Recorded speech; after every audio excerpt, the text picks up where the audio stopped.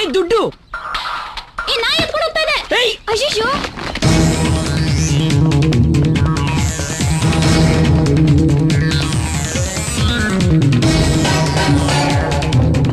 ಇವನ್ ಹೆಂಗಾನ ಮಾಡಿ ಓವರ್ಟೇಕ್ ಮಾಡಿ ನನ್ನನ್ನ ಹಿಡ್ದಾಕ್ಬಿಡ್ತಾನೆ ಕಳ್ಳ.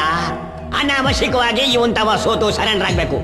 ಹಿಂದೆ ಒಂದ್ ಕಿತ ಆಗಿದ್ದೆ ಸಾಕು, ಇನ್ನೊಂದ್ ಕಿತ ಆಗ್ಬಾರ್ದು ಕಳ್ಳ. ಏನ್ ಮಾಡೋದೀಗ?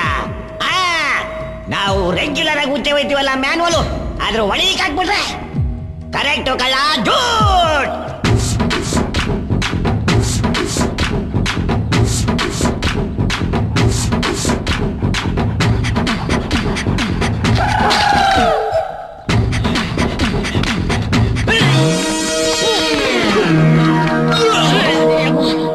ಏನು ಒಳಗಾಕ್ಬಿಡ್ತಾ ಊರ್ಕಣೋ. ಕೈಗೆ ಬಂದಿದ್ ಬಾಯಿಗೆ ಬರ್ಲಿಲ್ವಲ್ಲೋ, ಅದೇ ದುಡ್ಡಲ್ಲಿ ಕುಡುಕ್ತೀನಿ ಮಜಾ ಮಾಡೋಣ ಅಂತಿದ್ರೆ. ಏಯ್ ಸುಮ್ನಿರೋ. ಯಶವಂತ್, ಎಲ್ಲಿಂದ ಬಂತಿಷ್ಟು ದುಡ್ಡು? ಅಮ್ಮನ ಆಪರೇಷನ್ಗೆ ಅಂತ ಅಪ್ಪ ಪ್ರಾವಿಡೆಂಟ್ ಫಂಡ್ ಇಂದ ಡ್ರಾ ಮಾಡಿ ಮನೇಲಿ ಇಟ್ಟಿದ್ ದುಡ್ಡಿದು. ಎಲ್ಲ ಮೈಸೂರಿಗೆ ಹೋಗಿದ್ರು, ತಗೊಂಬಂದ್ ನಿಮ್ಮ ಹತ್ರ ಪೋಸ್ಟ್ ತೋರ್ಸೋಣ ಅಂತ ಅನ್ಕೊಂಡ್ರೆ ಅಷ್ಟ್ರಲ್ಲಿ ಏನ್ರ ಮಾಡೋದೀಗ? ನಿಂಗ್ ಬುದ್ಧಿಗಿದೆಯೇನೋ? ಯಾವ್ದ್ರಲ್ಲಿ ಆಟ ಆಡ್ಬೇಕು ಅಂತ ಒಂದ್ ಲಿಮಿಟ್ ಬೇಡ? ನೀನ್ ಸ್ವಲ್ಪ ಸುಮ್ನೆ ಇರ್ತೀಯಾ? ಅವನ್ನ ಕ್ರಿಟಿಸೈಸ್ ಮಾಡೋದ್ ಬಿಟ್ಟು ದುಡ್ಡಿಗೆ ಏನ್ ಮಾಡ್ಬೇಕು ಅಂತ ಎಲ್ರು ಸ್ವಲ್ಪ ಯೋಚನೆ ಮಾಡಿ. ಏನು ಮಾಡೋದು? ಬಡ್ಡಿಗೆ ದುಡ್ಡು ಕೊಡೋ ನಮ್ ಕೋತಿ ಕೃಷ್ಣನ್ ಕೇಳಿ ನೋಡೋಣ. ಕೆಲ್ಸಕ್ಕೆ ಹೋಗೋರು ಕೊಡ್ತಾನೆ, ನಮ್ಗೆ ಹೇಗೋ ಕೊಡ್ತಾನೆ? ಒಂದ್ ವೇಳೆ ಕೊಟ್ಟ ಅಂತ ತಿಳ್ಕೊ, 10% ಬಡ್ಡಿ ಅಂದ್ರೆ 5,000 ರೂಪಾಯಿ ನಮ್ ಕೈಲಿ ಕೊಡಕ್ಕಾಗತ್ತಾ? ಸರಿಯಾದ ಟೈಮ್ಗೆ ಬಡ್ಡಿ ದುಡ್ಡು ಕೊಡದೆ ಹೋದ್ರೆ ಮನೆ ಹತ್ರ ಬಂದು ಕೂಗಿ ಗಲಾಟೆ ಮಾಡ್ತಾನೆ. ಆಮೇಲೆ ಅಷ್ಟೇ. ನಾನ್ ಬೇಕಾದ್ರೆ ಮನೆಯಿಂದ ಯಾರಿಗೂ ಗೊತ್ತಾಗ್ದಂಗೆ ಸ್ವಲ್ಪ ಚಿನ್ನದ ಒಡವೆಗಳನ್ನ ಆರ್ಸ್ಕೊಂಡ್ ಬಂದ್ಬಿಡ್ತೀನಿ. ಖಂಡಿತ ನನ್ ಮೇಲೆ ಡೌಟ್ ಬರಲ್ಲ ಕಣೋ. ಹುಡುಗಿ ಅನ್ನೋದ್ರಿಂದ ಒಂದ್ ವೇಳೆ ಡೌಟ್ ಬಂದ್ರು ನನ್ ತಮ್ಮನ್ ಮೇಲೋ ನಮ್ಮ ಅಪ್ಪನ ಮೇಲೋ ಡೌಟ್ ಪಡ್ತಾರೆ. ಏನಂತ್ಯಾ? ನೋ. ಹೀಗ್ ಮಾಡಿದ್ರೆ ನೈಟು ನಾವೇ ನಿಮ್ಮನೆ ಹಿಂಬಾಗಲ್ನ ಬೀರು ಲಾಕ್ನ ಹೊಡೆದಿಟ್ಬಿಟ್ಟು ಕಳ್ಳ ಬಂದು ಹೊಡ್ಕೊಂಡು ಹೋದ ಅಂತ ಡ್ರಾಮಾ ಮಾಡ್ಬಿಟ್ರೆ? ಅದಕ್ಕೆ ನನ್ ಮನ್ಸಾಕ್ಷಿ ಹೋಗ್ತಾ ಇಲ್ಲ. ಇಲ್ಲಿರೋ ಕಬ್ಣ, ಇತ್ತಾಳೆ, ಮೋಟರ್ಸ್ ಎಲ್ಲ ತಗೊಂಡೋಗಿ ಮಾರ್ಬಿಟ್ರೆ? ಪ್ರೀತಿ, ನೀನ್ ದಯವಿಟ್ಟು ಏನು ಯೋಚನೆ ಮಾಡ್ಬೇಡ. ನನ್ಗೇನು ನಮ್ ಒಂದ್ ತಪ್ಪನ್ ಸರಿ ಮಾಡೋದಕ್ ಹೋಗಿ ನಾವು ತುಂಬಾ ತಪ್ಪಾಗಿ ಯೋಚಿಸ್ತಿದೀವಿ ಅನಿಸ್ತಾ ಇದೆ. ಸುಮ್ನೆ ಮನೆಗೆ ಹೋಗಿ ನಡೆದಿದ್ದನ್ನ ಹೇಳಿ ಕ್ಷಮೆ ಕೇಳೋದು ಬೆಟರ್ ಅಲ್ವಾ? ಮಾನ ಮರ್ಯಾದೆ ಎಲ್ಲ ಹೋಗ್ಬಿಡುತ್ತೆ. ಆಮೇಲೆ ಮನೇಲಿ ಯಾರಿಗೂ ಮುಖ ತೋರ್ಸಕ್ ಆಗಲ್ಲ.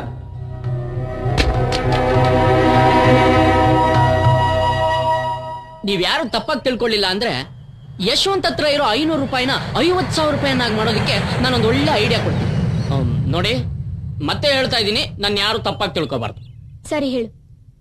ನನಗ್ ಗೊತ್ತಿರೋನೊಬ್ಬ ಒಂದ್ ಕಡೆ ಕೆಲಸ ಮಾಡ್ತಿದ್ದ. ನಮ್ಮಷ್ಟೇ ಚಿಕ್ಕ ವಯಸ್ಸು, ಆದ್ರೆ ದೊಡ್ಡ ಕಿಲಾಡಿ.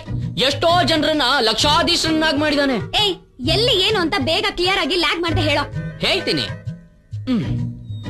ಇವತ್ತು ಶುಕ್ರವಾರ, ರೇಸ್ಗೆ ಹೋಗೋಣವಾ?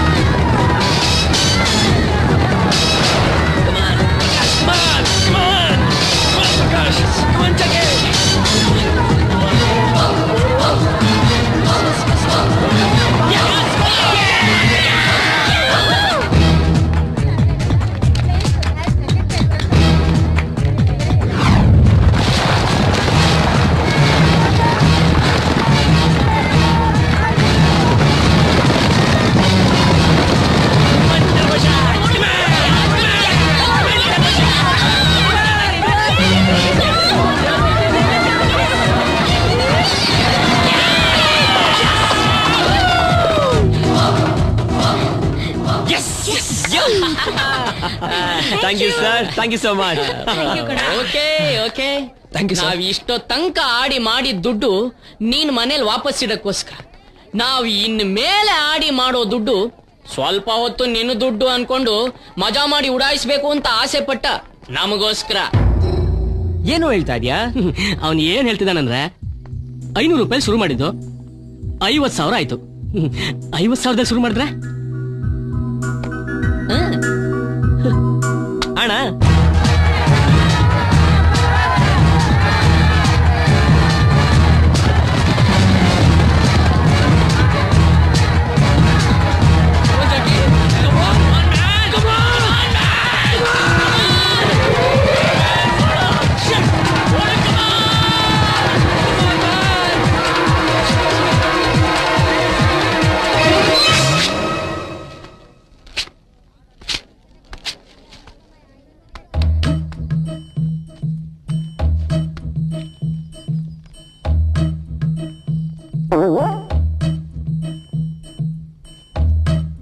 I am sorry, better luck next time.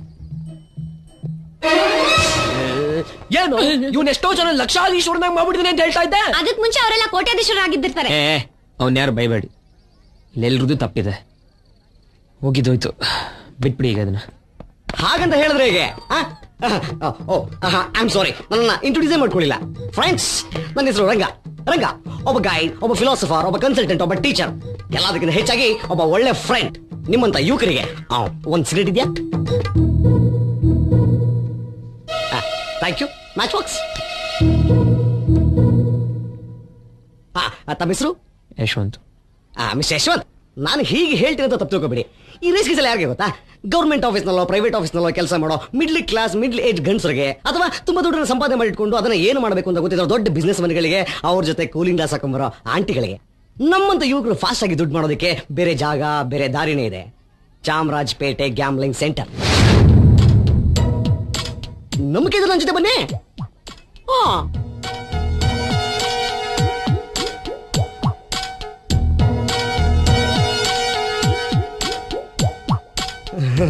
ತುಂಬಾ ಯೋಚನೆ ಮಾಡಿದ್ರೆ ಒಳ್ಳೆ ಡಿಸಿಷನ್ ತಗೊಳಕ್ಕಾಗಲ್ಲ. ಶಾರ್ಟ್ ಆಗಿ ಯೋಚನೆ ಮಾಡಿ ಫಾಸ್ಟ್ ಆಗಿ ಡಿಸಿಷನ್ ತಗೊಳ್ಳಿ, ಅದು ಬಾಳೆ ಬದುಕೋರ್ ಲಕ್ಷಣ. Thank you Nagendra Prasad. ನಿಮ್ಮೆಲ್ಲ ನೋಡ್ತಾ ಇದ್ರೆ ಏನು ದುಡ್ಡಿನ ಪ್ರಾಬ್ಲಮ್ ಇರೋ ತರ ಕಾಣ್ತೀರಾ. ಯಶವಂತ್, ನೀವು ಈ ರೇಸಲ್ಲಿ ತಗೊಂಡು ರಿಸ್ಕ್ನ ನಾನು ಕರ್ಕೊಂಡು ಹೋಗೋ ಜಾಗದಲ್ಲಿ ತಗೊಂಡ್ರೆ ಯು ಕ್ಯಾನ್ ವಿನ್ ಮನಿ. 100 ರೂಪಾಯಿ ಇದ್ರೆ ಸಾಕು. ಅದು ಬಿಟ್ಟು ನಂದು 50 ರೂಪಾಯಿ ಕನ್ಸಲ್ಟೇಷನ್ ಅಥವಾ ಗೈಡ್ ಫೀಸ್ ಅನ್ಕೊಳ್ಳಿ. ಏನಂತೀರಾ? ಸರಿ, ಹೋಗೋಣ. ಏನ್ ಹೇಳ್ತೀಯಾ? ತುಂಬಾ ಫಾಸ್ಟ್ ಆಗಿದ್ರೆ ನೀವೊಬ್ರು. ಅಫ್ಕೋರ್ಸ್ ಈಗಿನ ಕಾಲದಲ್ಲಿ ಹುಡುಗಿ ಫಾಸ್ಟ್ ಆಗೇ ಇರಬೇಕು. ಆದ್ರೆ ನೀವು ಅಲ್ಲಿಗೆ ಬರೋ ಹಾಗಿಲ್ಲ. ಯಾಕೆಂದ್ರೆ ಅಲ್ಲಿ ಹುಡುಗರ ಐಟಮ್ಸೇ ಜಾಸ್ತಿ, ಎಕ್ಸ್ಕ್ಲೂಸಿವ್ಲಿ ಫಾರ್ ಬಾಯ್ಸ್.